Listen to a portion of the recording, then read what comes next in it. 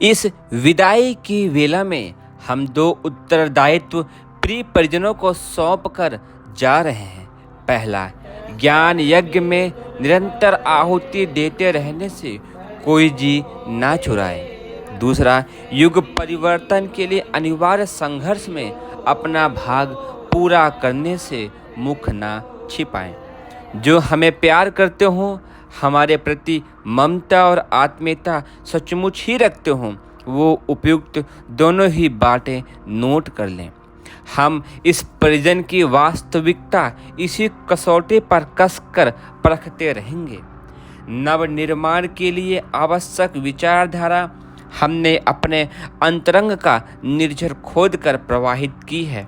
उससे जन जन के मन को सींचने का कार्य हमारे उत्तराधिकारी करेंगे। विचार क्रांति की मसाल हम उन्हें दे रहे हैं, जो अपनों से अपनी बात ध्यानपूर्वक पढ़ते हैं।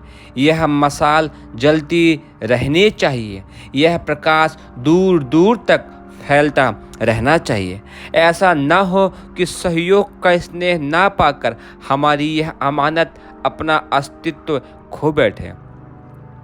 छोटे ट्रैक्टों और विज्ञप्तियों में हमने अपना दर्द भर दिया है। उसे हर हृदय और मस्तिष्क में बोया उगाया जाना चाहिए। जिनकी जहाँ तक पहुँच हो, अपने घर परिवार से लेकर मित्र परिजनों तक उस विचारधारा को पहुँचाया फैलाया जाना चाहिए। झोला पुस्तकालय हर कर्मठ व्यक्ति को पूरी लगन और तत्परता के साथ चलाना चाहिए। अखंड ज्योति हमारी वाणी है।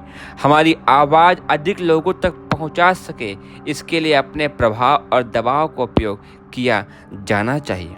अखंड ज्योति अभी बहुत सीमित संख्या में छपती है। इसका क्षेत्र बहुत बढ़ाना चाहिए।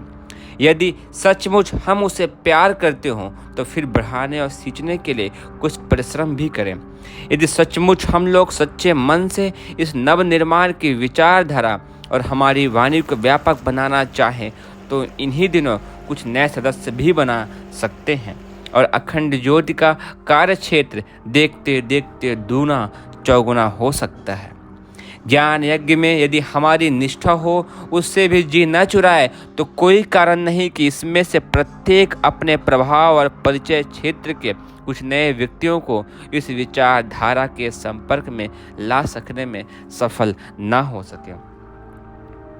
संघर्ष के लिए आत्मशोधन तो प्रथम है ही। अपनी दुर्बलताओं को तो दूर किया ही जाना चाहिए। साथ ही सामाजिक कुरीतियों के विरुद्ध भी लड़ने को हमें कटिबद्ध हो जाना चाहिए। विवाहोन्माद विरोधी अभियान में हम में से हर एक अपने ढंग से योगदान करे। अपने बच्चों के विवाह बिना दहेज और बिना जेवर के अतिसादगी और मितव्ययता के साथ करने का निश्चय करें और दूसरों को भी उसकी प्रेरणा दे। जहाँ भी अपनी सलाह की पहुँच हो सके वहाँ ऐसे ही प्रेरणा देनी चाहिए। विवाह योग्य लड़की लड़के तथा उनके अभिभावकों को अपनी विचारधारा से परिचित और प्रभावित करने के लिए एकाकी और संगठित रूप से निरंतर प्रयत्न करना चाहिए। अपने समाज को दरिद्र और बेईमान बनाने में खर्चीले विवाह ही प्रधान कारण है।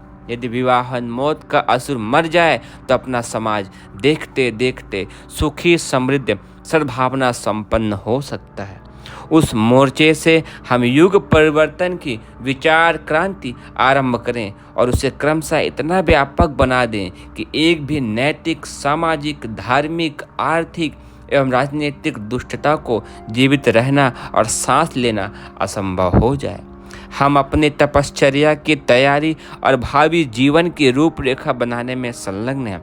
प्रिय परिजनों को अपने उपयुक्त दो उत्तरदायित्व संभालने के लिए तत्पर होना चाहिए। जब तक हम जीवित हैं यह बताते रहेंगे कि क्या कर रहे हैं। साथ ही आप सबसे भी पूछते रहेंगे कि सौंपे हुए दो उत्तरदायित्वों का किस हद तक पालन किया गया।